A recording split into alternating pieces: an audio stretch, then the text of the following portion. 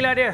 Sekarang kita dah berada dekat dapur kita sendiri. Saya sendiri tak sabar sebenarnya nak masak hidangan ni sebab kita kalau nak dikira-kirakan lagi beberapa hari nak raya. Jadi sekarang ni saya nak bagi mood raya lebih sikit.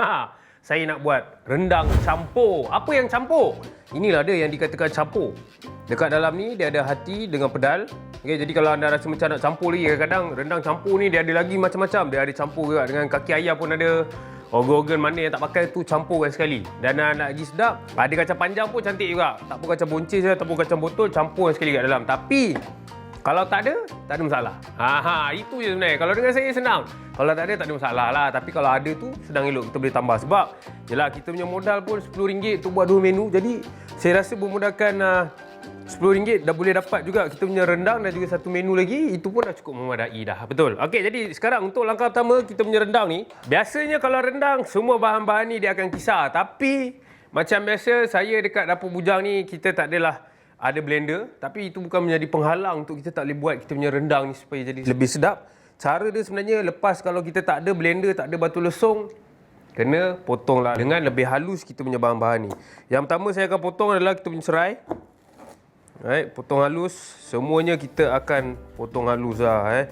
Supaya senang kita nak makan dan dalam masa yang sama nanti dia senang nak hancur. Right, jadi kita iris je semua bahan-bahan kita. Yang pertama saya iris adalah kita punya serai. Lepas tu nanti kita akan masukkan dalam kita punya minyak yang kita dah mula panaskan tu. Alright. Okey, seterusnya saya akan potong juga sedikit bawang putih. Okey, bawang putih ni kita memang nak bagi dia hancur. Jadi nak bagi dia hancur kita ketuk sikit. Alright, bagi dia hancur macam ni. Kemudian kita cincang sikit. Ini cara senang lah kalau kita nak bagi dia halus. Kalau nak bagi kita punya bahan-bahan tu kita potong dalam potongan yang kecil. Ini cara dia. Alright, lepas tu kita chop sikit. Okey, lebih kurang lah macam ni. Cantik. Dan asingkan sekali ke tepi. Seterusnya ni sebab itulah saya punya cara ni. Kita potong-potong-potong, kita asingkan. Lepas tu nanti baru kita masak sekali semua. Seterusnya saya akan potong juga sedikit halia. Halia dan juga bahan-bahan lain yang ada kat depan saya ni. Ini semua adalah asas untuk kita buat kita punya rendang. Dan mungkin ada orang suka juga pakai kerisik. Tapi itulah saya nak beli kat pasar kerisik tu. Harga dia pun dah mahal sekarang kerisik. Jadi kalau rasa macam nak buat sendiri kerisik dekat rumah tu, boleh je beli kelapa parut. Lepas tu sangaikan dia dekat atas api sampai dia punya minyak tu keluar. Okay, jadi itu akan jadikan kerisik lah. Itu original punya kerisik. Kalau tak ada, tak apa. Sebenarnya boleh juga sebab ada orang macam saya punya chef dulu. Dia suka masak rendang tapi dia tak suka pakai kerisik. Ada orang, cita rasa orang berbeza-beza. Tak sama semuanya tapi yang penting kita rajin masak lah. Kita rajin masak. Dan sebab tu juga bagi saya tak ada betul, tak ada salah untuk masakan orang. Kadang ada orang kata mungkin dia rasa macam, oh apa ni dia letak kerisik. Tak jadi lah, tak letak kerisik tak jadi lah. Tak juga, sebenarnya boleh je. Alright, untuk halia sama. Iris nipis. Alright, kemudian kita cincang sikit. Chop-chop sikit lah kan, macam bawang putih ni. Tak adalah nak terlampau fine sangat ataupun terlampau halus sangat. Sebab kalau dah kita pakai pisau, macam ni lah hasil dia, apa yang kita dapat. Okey, jadi kita dah potong sikit kita punya serai, bawang putih dan juga halia. Seterusnya saya nak masukkan juga sedikit bawang merah. Okey. Bawang merah, potong yang nipis. Semuanya kita potong halus. Sebab itulah saya lagi senang kalau anda dekat rumah tu ada blender, boleh pakai blender. Tak ada masalah.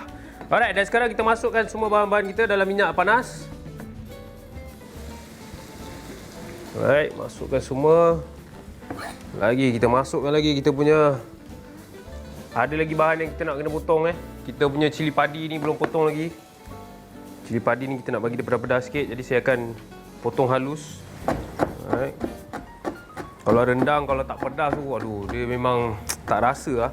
Jadi satu pedas ni kadang-kadang dia ada bagus dia sebab dia boleh hilangkan rasa-rasa hanyir kan. Mungkin kadang-kadang orang makan paru-paru ni macam yang kita pakai ni kan, organ-organ ni mungkin ada rasa tak sedap ke apa ke. Jadi bila ada cili ni rasa dia akan lebih menarik. Okey, tahu sikit. Alright.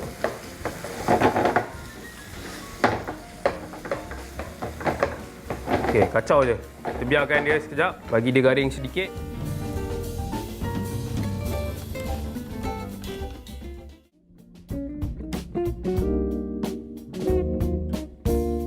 Dan sekarang ni saya akan masukkan juga sedikit kunyit. Ini orang kata kunyit.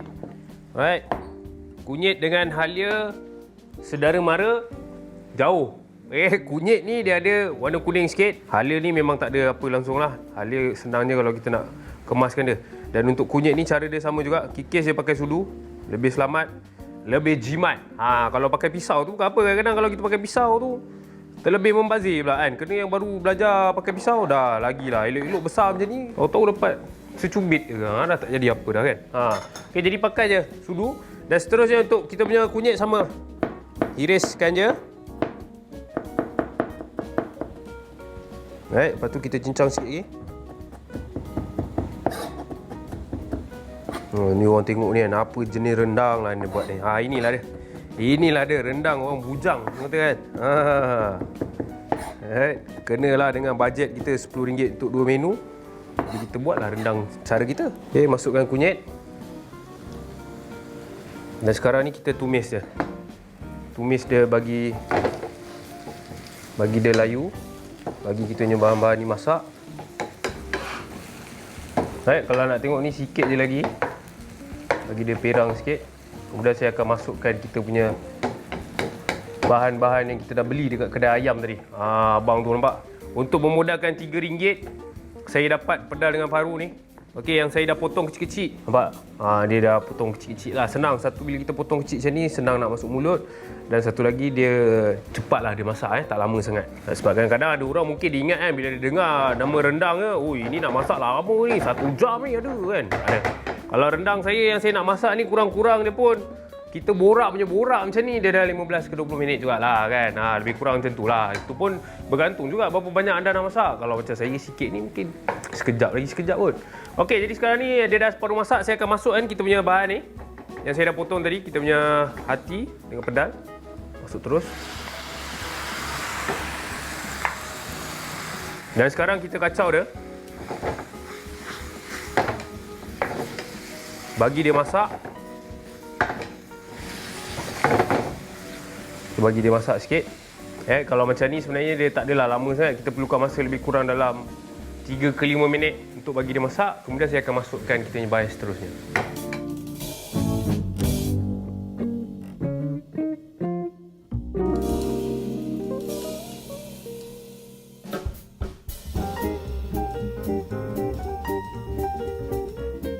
Baiklah, bila saya dah masak kan kita punya pedal dan juga hati tadi. Right. Ni kita dah gaul kan. Yang anda boleh nampak dia dah mula separuh masak. Dia dah hampir kering. Sekarang saya akan masukkan kita punya santan. Santan sikit.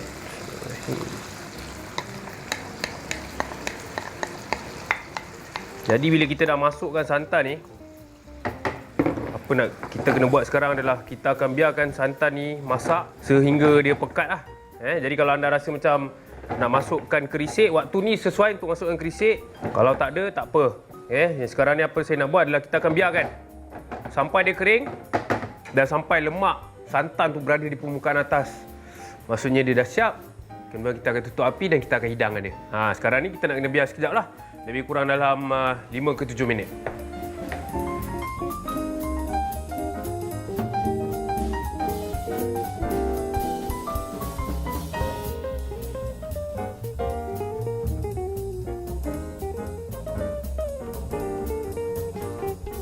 Baiklah, bila kita dah biarkan kita punya rendang ni tadi anda boleh nampak.